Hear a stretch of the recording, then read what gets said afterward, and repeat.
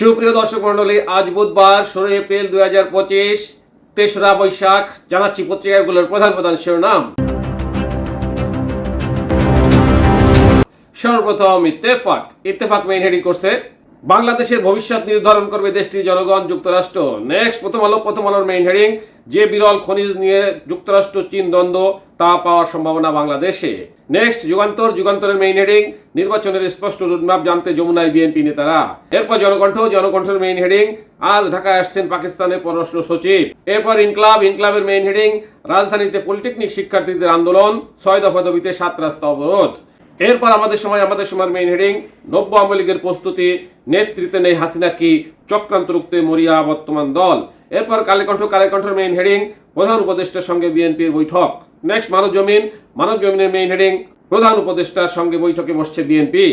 এরপর জাইদিনের main heading, যুক্তরাজ্যে মুসলিমদের কবরস্থান ভাঙচুর। নেক্সট সমকালের মেইন হেডিং, নির্বাচনের স্পষ্ট রোডম্যাপ জানতে যমুনায় বিএনপি প্রতিনিধি দল। এরপর আরটিভি নিউজের মেইন হেডিং, 7 রাস্তায় 6 দফা দাবিতে সড়ক অবরোধ পলিটেকনিক শিক্ষার্থীদের। নেক্সট বিবিসি নিউজের মেইন হেডিং, প্রধান উপদেষ্টার সঙ্গে বিএনপির বৈঠক, ঢাকায় আসছেন যুক্তরাষ্ট্রের 2 পররাষ্ট্র উপসহকারী মন্ত্রী। এই ছিল পত্রিকাগুলোর প্রধান প্রধান শিরোনাম। চলে যাচ্ছি যে কোনো একটি সংবাদের বিশ্লেষণে। জাতীয় সংসদ নির্বাচন কবে অনুষ্ঠিত হবে, সেই নির্বাচনী রোডম্যাপের ব্যাপারে আজ মাননীয় প্রধান উপদেষ্টার সাথে বিএনপির বৈঠক চলছে। সেই বৈঠক নিয়ে কালেকণ্ঠ একটা প্রতিবেদন করেছে।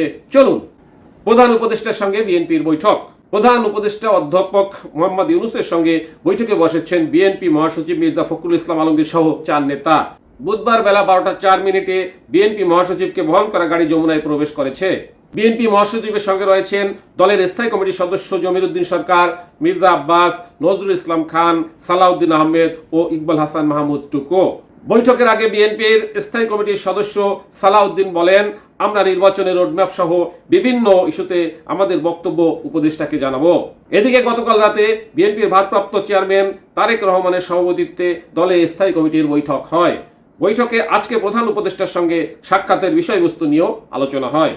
দলের স্থায়ী কমিটির একাধিক নেতার সঙ্গে কথা বলে জানা গেছে, আজ প্রধান উপদেষ্টার সঙ্গে জাতীয় নির্বাচনের জন্য সুনির্দিষ্ট রোডম্যাপ এবং নির্বাচন ঘিরে সৃষ্ট বিভ্রান্তি দূর করা, নির্বাচন নিয়ে সরকারের মনোভাব কি, বর্তমান রাজনৈতিক পরিস্থিতি সহ বিভিন্ন বিষয় তুলে ধরবে বিএনপি।